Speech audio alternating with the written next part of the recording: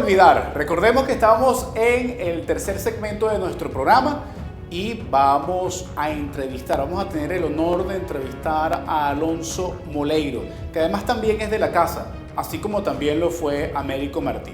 Hoy queremos compartir con Alonso, que fue una persona llegada a Américo, a su familia, un poco la trayectoria, lo que nos deja, el legado de Américo Martí. Lo primero que quisiera preguntarte, Alonso, bienvenido además, es ¿por qué la proximidad tuya con Américo?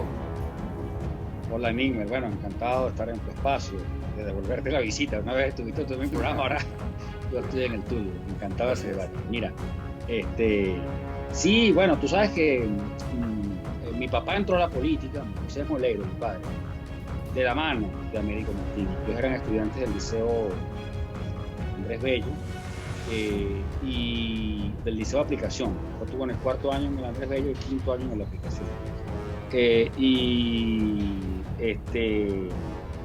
Ingresó a las células clandestinas de Acción Democrática en el combate contra la dictadura en 1957. Entonces, bueno, ahí iniciaron una relación personal y política muy larga, de amistad, pues. Una amistad fundamentada, diría yo, en la admiración mutua. Se tenía mucho aprecio mutuo. Tuvo momentos, como muchas amistades en política, pues, momentos de enfrentamiento y de ruptura incluso. Y luego, bueno, retomaron. Pero tú sabes que esa generación de políticos, todo eso que fue el MIR, en muy buena medida era una generación de dirigentes y estudiantes, un grupo de amigos que ingresó a la política en primer lugar a combatir la dictadura perejimenista y en segundo lugar, bueno, ya con el gobierno de Betancur un poco, bueno, totalmente tocados por el influjo de Fidel Castro, que fue una promesa para América Latina en un momento en el cual, pues, la comprensión de la democracia como valor estaba muy cruda respecto a cómo está ahora, y además con un continente todavía con el recuerdo muy vivo de las barbaridades y los excesos de la política internacional de Estados Unidos. En la zona, pues, Fidel Castro era una persona con un prestigio gigantesco y, de acuerdo a la interpretación marxista, pues bueno, después del régimen democrático burgués había que buscar la revolución. En tensiones con Betancur, bueno, nace el periodo guerrillero. Pero bueno, lo cierto es que la cercanía tiene que ver con una amistad personal que tenían ambos, que tocaba además, pues, su esposa, sus hijos, su esposa entonces y su esposa posterior. Y es una relación de amistad personal, definitivamente. Alonso, Américo perteneció a Acción Democrática y después se fue a las armas y constituyó un sector que reaccionó ante ese influjo cubano en América Latina, con ese romanticismo que seguramente lo cubrió a él y a muchos, así como también a tu padre. Ahora, después salen a constituir un partido, generan una división de Acción Democrática y hay una reincorporación al mundo civil. ¿Fue Américo un rebelde empedernido? ¿Permanentemente andaba en una condición de rebeldía hasta sus últimos tiempos? Ya en sus últimos tiempos asumió una postura mucho más conservadora? Lo veíamos siempre muy atento a Américo, que además también fue colaborador de nosotros y escribía para nosotros, siempre muy atento al tema de la unidad en la oposición. ¿Cómo ves tú, de manera reciente y aún a pesar de su reciente desaparición, esa postura de rebeldía de Américo y su capacidad de readaptarse a los tiempos? Bueno, mira, te diría que, claro, el Américo de estos años era muy distinto al Américo de su juventud. Pues, Américo joven era un dirigente muy influido, muy tocado por el influjo del marxismo, que fue una corriente con la cual se formó Acción Democrática en sus inicios y que fue, digamos, un instrumento de análisis de la realidad que tuvo un momento de pertinencia en el campo académico. Además era un instrumento para el cual evaluar no solo la política, sino muchos campos del terreno social, ¿no? Todos ellos fueron Acción Democrática, como ustedes también, el propio Rómulo Betancourt tuvo un comienzo en el marxismo en la izquierda. AD había hecho ya el ajuste y había mutado a un proyecto reformista en los años del perejimenismo, pero su juventud política, la Juventud de Acción Democrática, que fue la que se echó al hombro el combate contra la dictadura perejimenista y que tuvo en Américo un protagonista sin duda alguna, pues Américo además fue hecho preso, fue torturado a los 19 años. Cuando Pérez Jiménez cae, Américo tendría 20, 21 años, si acaso.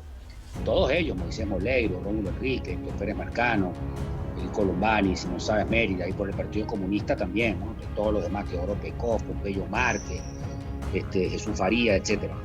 Algunos eran un poco mayores, pero a lo que voy es que Américo, yo diría en primer lugar que uno de los primeros dirigentes que se dio cuenta de la barbaridad que constituyó alzarse en armas contra una democracia, el error político juvenil, pues, atragantado, que despreciaba las fórmulas electorales, uno de los primeros en el cuartel San Carlos, luego de un montón de peripecias que tuvieron lugar en los años 60, fue Américo. Incluso Américo dio declaraciones en los 80 en los cuales llegó a afirmar que el error más grave que yo he cometido en mi vida como hombre público es ese. Porque bueno, la verdad es, Nickmer, que la democracia venezolana era un juguete nuevo para el país, era un regalo, que tú pudieras ver en un régimen de libertades. O sea, que si, como decía Rómulo Betancourt, quien tocaba la puerta era el lechero, no la policía política. Venezuela nunca había tenido eso. O sea, un régimen donde tú te pudieras alternar, donde además el poder persuasivo de la palabra... ¿Llegaste a ver a Américo arrepentido o rectificando? Yo creo que Américo sinceramente ejerció un arrepentimiento. Además, no fueron todos los dirigentes de la izquierda quienes se arrepintieron. Algunos, como David Nieves o Julio Escalona, todavía ahorita reivindican ese paso, ¿no? El padre de Jorge Rodríguez. Para hablar de mi papá, Moisés Moleiro, al principio no quería reconocerlo. Eso fue un error, después terminaron reconociendo que eso no debieron hacerlo. Pues que tú no le puedes decir a un país que nunca había vivido en democracia y en libertades públicas, en juego abierto, en paz, vamos a alzarnos otra vez para hacer la revolución. Entonces preguntarte además cuál revolución, qué vamos a hacer, a dónde vamos, ¿no? Entonces, bueno, ellos se acogen a la política de pacificación de Rafael Caldera. Ellos produce un gran efecto ver que más allá de las montañas donde estaban, cuando llegaban a las ciudades, no estaba pasando absolutamente nada en Venezuela en materia de propaganda insurreccional. La gente estaba yendo a votar masivamente. En el año que quedó electo León, y votó el 97% de la población. Todo el mundo quería votar en Venezuela. Venezuela era un país estable, comunidad fuerte, acá venían a vivir extranjeros. Lo que dijeron estos dirigentes: vamos a reconstruir estos partidos y a asumir la lucha legal. Hay un momento de enorme creatividad política. El MIR nace como una fuerza que, bueno, entra en un trabajo electoral, gana importantísimos en campos, en el mundo sindical, en el mundo estudiantil. En el caso del MIR, pues Moisés Moleiro y Américo Martín hicieron una llave que llegó a a producir éxito político y a hacer el partido crecer. Moleiro, digamos, tenía el control del aparato, formaba ideológicamente a los cuadros, construyó un partido en las universidades, era la cabeza, la columna vertebral de lo que llamaban el Secretariado de Organización Nacional. Américo Martín era el dirigente de la calle, que estaba en los sindicatos del Hierro, en la UNILLA, en la FCU o en la Universidad de Carabobo, pues. Y en esa amalgama se produce un crecimiento muy interesante que lo pone a él de candidato en 1978, fue la candidatura presidencial del MIR. Correcto. La primera vez que el MIR se anima a lanzar por cuenta propia a un candidato. ¿Qué pasó ahí al final, Nickmer?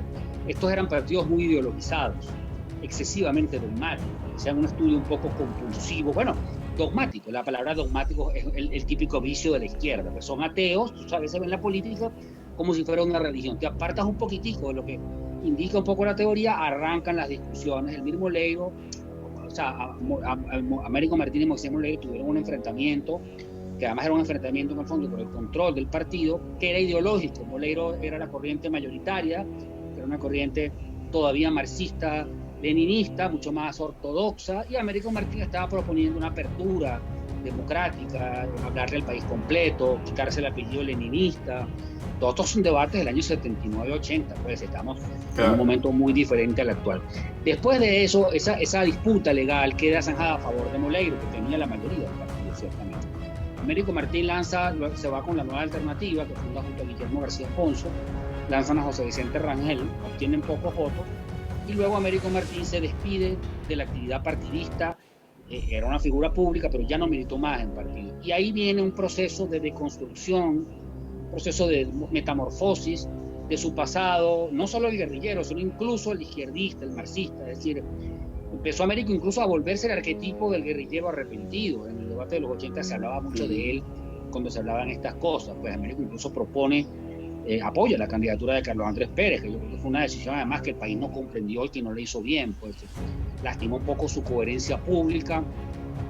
Durante un tiempo tuvo una especie de ocaso público, un poquito retirado de la política en los 90, pues no quiso entrar al MAS, no asumió el campo reformista o neosocialdemócrata que el MAS estaba asumiendo ya en los 90.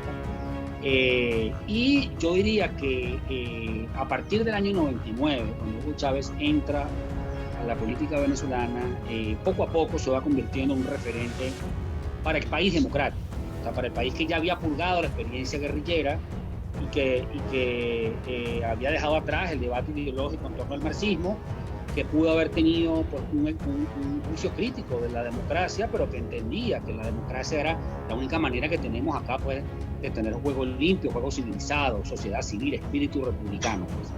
Entonces, yo creo que Américo empezó a ser una figura muy consultada, incluso por los partidos, pues, por los dirigentes fundamentales de la oposición venezolana. Formó parte de la mesa de negociación y acuerdos, el famoso encuentro de negociación entre la delegación chavista y la opositora de la crisis 2002-2004. Y bueno, se convirtió fundamentalmente luego también en un hombre de pensamiento, un autor. Américo tiene una primera, su obra literaria, él tiene su obra escrita, pues él tiene unos 9 o 10 libros. Hay unos primeros 3 o 4 que forman parte de su momento de izquierda marxista, ¿no? Los peces gordos, que es un libro muy vendido, denuncia la corrupción de la era de la democracia, los privilegios y tal. Marcus y Venezuela, y El Estado soy yo. Y uno último, metido en el marco del debate con Moisés Moleiro y la crisis del MIR, que se llama El socialismo no es una religión, que para mí es uno de sus libros más completos y más densos. Después de estar un buen tiempo sin escribir, Américo reaparece con obras ya del momento, digamos, desideologizado de su vida, que es la segunda parte de su vida, donde está, bueno, el gran viraje, auge y caída, América y Fidel Castro, que es un libro muy incisivo, en el cual evalúa pues, el espíritu autoritario de Fidel Castro y la herencia además de algunas tradiciones autoritarias castellanas, españolas, la sucesión de Castro, una herida abierta, Socialismo del siglo XXI, huida en el laberinto, que es un libro que hizo junto a Freddy Muñoz, y el último que se llama La violencia en Colombia. Luego empezó a escribir su biografía y bueno, no sé si terminó de escribir, o sea, porque iba en varios capítulos, pues era un proceso que estaba en desarrollo. ¿Cómo, ya se nos fue el tiempo, Alonso, pero cómo resumirías tú en breves palabras el legado de Américo para Venezuela? Bueno, mira, en primer lugar voy a empezar con lo que, es decir, como Américo mismo juró de la experiencia guerrillera de los 60, ahí están las zonas, digamos, de la equivocación. Toda esa generación de políticos que era de las más preparadas, de las más virtuosas que tuvo Venezuela en mucho tiempo, ese grupo de dirigentes a quien me estoy refiriendo, pues cometió un gravísimo error yéndose a las guerrillas. El legado de Américo Martín, en primer lugar, los asombrosos niveles de valentía y arrojo ofrecidos en su juventud, ¿no? O sea, Américo le entregó su juventud al combate a la dictadura de Marcos Pérez Jiménez y tuvo un papel protagónico en aquel momento. Pues en el año 60-61 Américo Martín era el dirigente estudiantil más popular de Venezuela. Y bueno, rescataría también, por supuesto, sus últimos 20 años, 25 años, porque ahí hay un testimonio de un ejercicio intelectual honesto en el cual estás compartiendo experiencias y dejando, digamos, aprendizajes consolidados.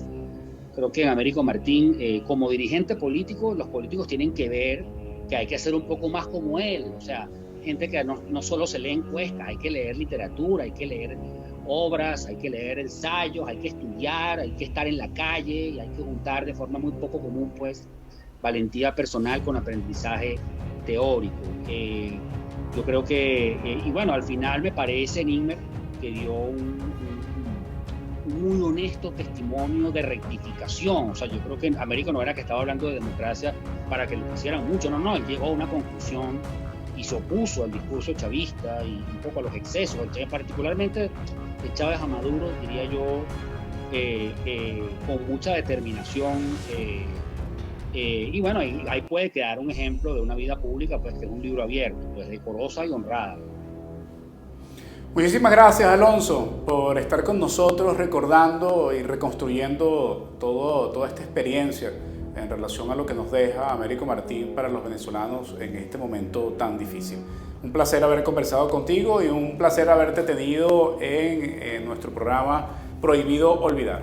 Nosotros hemos llegado hasta aquí. Les recordamos que nos pueden ver a través de las distintas redes sociales, nuestro canal de YouTube, Punto de Corte TV, también a través de Twitter, @punto_de-corte, y en Facebook, en Instagram también nos buscan como Punto de Corte.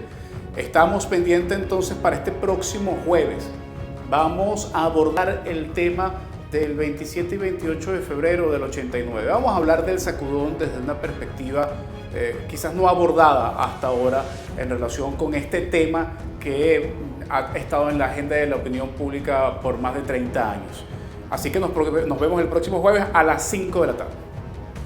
Prohibido olvidar.